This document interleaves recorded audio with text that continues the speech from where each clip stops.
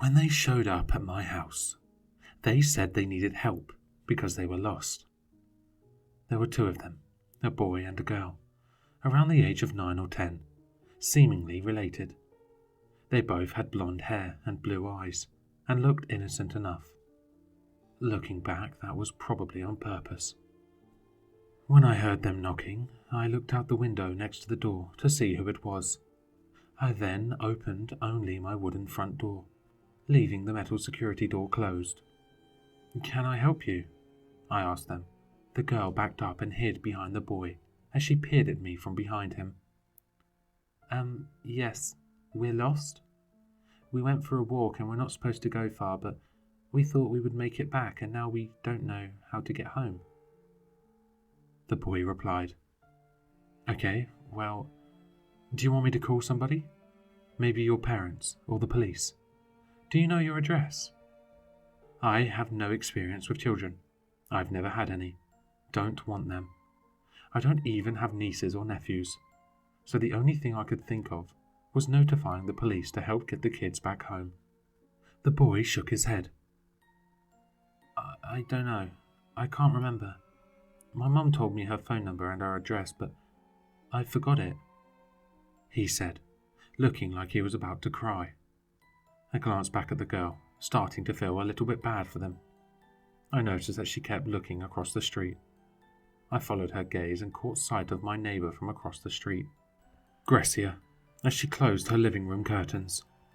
I thought it was a bit weird, but she was a bitter old woman who hated everyone, especially children. I expected her to come out and demand to know who the kids were, and probably scold me for not letting her know that I would have kids over, or something like she had done a few weeks ago when her next-door neighbour had to babysit her niece for a few hours one day. Grecia had made a huge scene, yelling at the poor girl and threatening to call the cops on her if she was too loud. I looked back at the kids. I didn't want Grecia to come over and start yelling at them, and it seemed in my best interest to get them back home as soon as possible. I sighed. "Okay, stay here. I'm going to call someone." I walked away from the front door and into my kitchen to grab my phone that was charging on the kitchen island. I walked back towards the door and looked down at my phone, starting to call the police. "Okay, I'm going to call the police. They'll be able to pick you back home." I stopped in my tracks when I looked up and noticed that both kids were now standing in my living room. I glanced at the door, which was still closed and locked, and then back at the kids, who were standing side by side, looking up at me. "How did you get inside?" I asked. "You're going to help us," the little girl said quietly, like she didn't want to be overheard, even though there was no one besides us in the house. "Well, yeah, but I told you to wait. How did you get in here? The door was locked." The kids glanced back towards the door, but didn't reply. "Okay, you guys need to go back outside. I can get some water or something, but just let me call the police." I looked back down at my phone, but it was no longer in my hand. What the hell? I looked around the floor and patted my pockets, thinking I had maybe dropped it or put it away without noticing, but I couldn't see it anywhere. And then I noticed that the boy had my phone in his hand. "Hey, give that back to me," I said as I reached over to snatch the phone back. He caught my hand before I could grab it and wrapped his hand around my wrist tightly. "Ow!" I said as he squeezed a lot harder than I thought possible for a 10-year-old. He stared at me, narrowing his eyes and squeezing even harder somehow. "What the fuck is wrong with you?" I snapped, trying to rip my hand away. But it was impossible. He had an iron grip, and I felt like he might break my wrist. The pain radiated up my arm to my shoulder and then my neck, causing a sharp, blinding pain in the back of my head. I closed my eyes and fell to the floor. I passed out from the intensity of the pain, and when I came to, I was in my bedroom, lying in bed in my pajamas. The sun was streaming through my windows, and for a second, I thought that I had just been having some weird, fucked up dream. I got out of bed and walked down to the kitchen, where I saw both the kids sitting at my kitchen table, staring at me as I came in.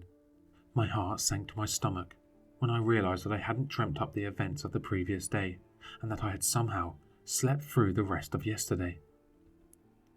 "Hi, Mummy," they shouted in unison. "What's for breakfast?" the girl asked. I didn't reply or move. "Can we have chocolate chip pancakes?" the boy asked. They were both grinning at me as if this was the most normal thing in the world. "What are you doing here? What did you do to me?" I snapped. I could feel tears in my eyes and didn't really want to cry in front of two random kids, but I couldn't stop them from spilling down my face. "Why are you crying, Mummy?" they asked in unison again. Their faces changed from grins to looks of concern. "Get out of my house! Get the fuck out!" I screamed as loud as I could.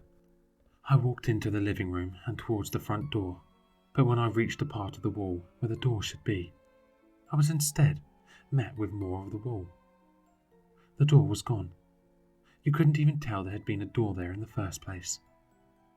I scratched at the wall like a maniac, trying to figure out what was going on. I kicked and punched at the wall, but it was sturdy, and I didn't even make a dent. I turned back to see the kids standing there, looking at me. "What did you do?" I sobbed. "We had to get rid of the doors. We knew you would try to leave us. This is for your own good. When you learn to behave, you will get the doors back," the boy replied. "What? I'm not your mum. I don't have to stay with you. You can't just take my doors. What if there's an emergency? How am I going to get groceries?" The kid stared at me in silence. "Get out of my house!" I shouted. I grabbed a vase from a nearby bookshelf and threw it at the kids in a fit of rage.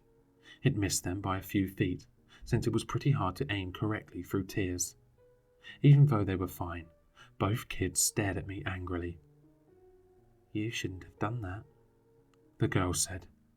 I stood, frozen in place as I waited to see what they would do next. Maybe they would actually break my arm this time. But they didn't do that. Instead, I felt myself being lifted off the floor and tossed backward into my bookshelf.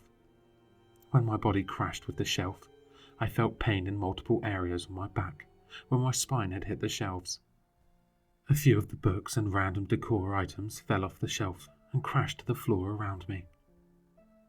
I sat with my back against the bookshelf, trying to catch my breath as I looked up at the kids. They stared at me for a few seconds before turning around and walking back into the kitchen. I stood up slowly, with shaky breaths, and picked up the few items that hadn't broken in the crash. Then I made my way back into the kitchen and to the fridge, where I pulled out an ice pack for my back. The kids were once again sitting at the table, watching me. "Aren't you going to make us breakfast?" the boy sneered. "Why would I do that?" I asked in the same tone. "Because you are our mum. You're supposed to take care of us. That's what mums do. If you're a bad mum, we will just have to get rid of you and replace you." A thought occurred to me, and I approached the table, slamming the ice pack down and leaning over to get closer to them. "Okay, if that's what you want, then I'll do that. But since you've been acting like little brats and threw me into a shelf, you're grounded, and you need to make your own food now, since I'm hurt because of you." I tried to maintain a calm and stern tone, even though I was trying my hardest not to cry from the pain in my spine. The kids' faces changed, and they blinked up at me in silence, before turning to look at one another. "We're sorry," they whispered. "Not good enough. Go clean up the mess in the living room." I walked away and headed towards my room, taking the ice pack with me. I could hear the kids walking back and forth from the kitchen to the living room as I lay in bed, trying to think of a way of tricking them into letting me go out. I figured once I got outside and into my car, I could just drive and not come back. I didn't think they would be able to catch up with me on foot, especially if they had no idea where I was going. I got up after a while and went downstairs to put my ice pack back in the freezer. I peered into the living room and noticed they had cleaned up the mess. The kids were back at the kitchen table, but this time they were eating. "We made peanut butter and jelly sandwiches," the girl said, with a mouthful of food. "That's fine," I replied. "Do you forgive us yet?" the boy asked. I placed my ice pack back in the freezer and turned to look at them. "I will, if you put the doors back. But no buts. Put them back now, and I'll unground you. You can't just take my doors away when you feel like it." The boy sighed. "Fine, they're back." I walked into the living room to see that he wasn't lying. The door was back where it was supposed to be. I walked over and opened it, leaving the metal security door closed. "Where are you going?" I jumped at the sound of the girl's voice from behind me. "Nowhere. I just want some fresh air." "Okay."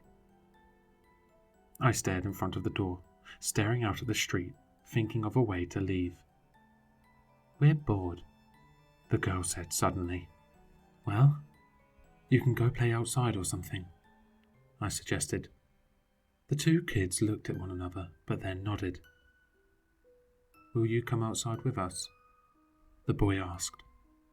I nodded, and we headed out into the front yard. I sat down on a bench in my garden as I glanced around the street, hoping that maybe one of my neighbors might come outside so I could ask for help. Although I wasn't really sure how I was going to convince them that two kids were threatening me. I looked over at Grecia's house, hoping that she would storm outside in a rage and help me somehow. I kept my eye on her house, periodically checking back at the kids, who were picking dandelions from the yard. After a few minutes that seemed to stretch on forever, I finally caught a glimpse of movement from Grecia's house. I looked over to see her pulling back her living room curtain and look over at the kids in my yard, and then over at me.